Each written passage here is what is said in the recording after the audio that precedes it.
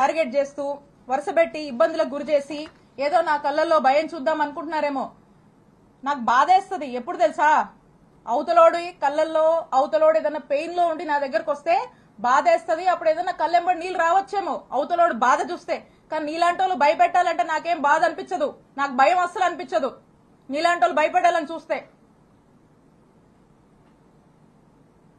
మీకు రాజకీయాలు ఎందుకు అవసరమో చెప్పనా. ఒకటి, రత్తయ్య గారు అంటే నాకు చాలా అభిమానం. ఆయన చాలా కష్టపడి ఈ స్థాయికి వచ్చాడు.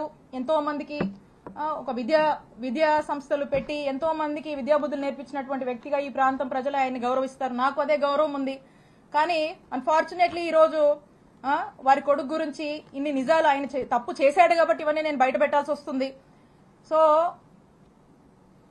కృష్ణదేవరాయలు గారికి రాజకీయాలంటే ఈ రాజకీయాల వల్ల వాళ్ళకి లబ్ధి జరుగుతుంది కాబట్టి ఆయనకు రాజకీయాలు కావాలి.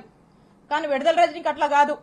ఎందుకంటే నేను నిజాయితీగా ప్రజలకు సేవ చేయడానికి రాజకీయాల్లోకి వచ్చాను.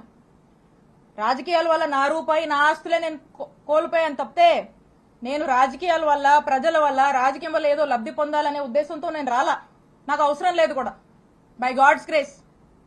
ఎందుకంటే ఒక ల్యాండ్ ఎంచుకోవడము, దాన్ని కారు చౌకగా దాన్ని ప్రాసెస్ చేసుకోవడము, దాన్ని కొట్టేయడము, ఇది వీళ్ళు అంటే రాజకీయాల వల్ల వీళ్ళ ఆస్తులు పెంచుకోవడానికి వీళ్ళు చేసే పనిది. మాకలా కాదు, మీలాంటి ఉద్దేశాలు మాకు లేవు. రాజకీయాల వల్ల మేము బతకడానికి మేము రాలా. మా రూపాయి మేము పోగొట్టుకున్నాం. మాకు ఒప్పుకున్నంత వరకు చేసుకుంటాం, నిజాయితీగా చేసుకుంటాం. మా నాయకుడిని మేము నమ్మాము, మా నాయకుడి కోసం కష్టపడతాం. మీరు ఎన్ని ఇబ్బందులు పెట్టినా మేమేం పారిపోం. మా పార్టీ కోసం నిలబడతాం, మా కార్యకర్తల కోసం నిలబడతాం, మా ప్రజల కోసం నిలబడతాం, పనిచేస్తాం. మళ్ళా మా నాయకుడిని ముఖ్యమంత్రిని చేసుకునే వరకు ఖచ్చితంగా కష్టపడతాం. మీరు ఎన్ని ఇబ్బందులు పడ్డా మేమేం పారిపోము. ఇంకా కృష్ణదేవరాయలు గారు అనుకుంటా ఉన్నారు,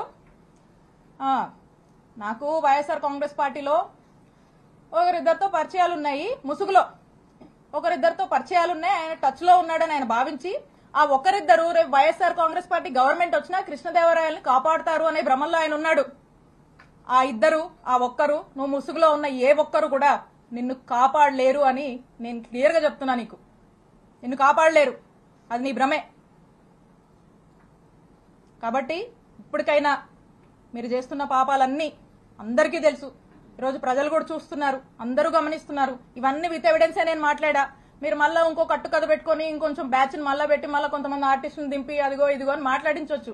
కాదు, నేను చెప్తా ఉన్నా, పోసాని గారు అప్పుడెప్పుడో మాట్లాడారని చెప్పి తర్వాత ఇన్ని సంవత్సరాలకు తెచ్చి చుట్టూ తిప్పారు కదా, ఇబ్బందులు పెడుతున్నారు కదా. అదే రాజ్యాంగం మాకు కూడా వర్తిస్తుంది కదా. ఇష్టం వచ్చినట్టుగా వచ్చి కూర్చొని ఇష్టానికి మాట్లాడిపోతే మాట్లాడినోడు ఎవరిని కూడా వదిలిపెట్టనని చెప్పి తెలియజేస్తున్నాను.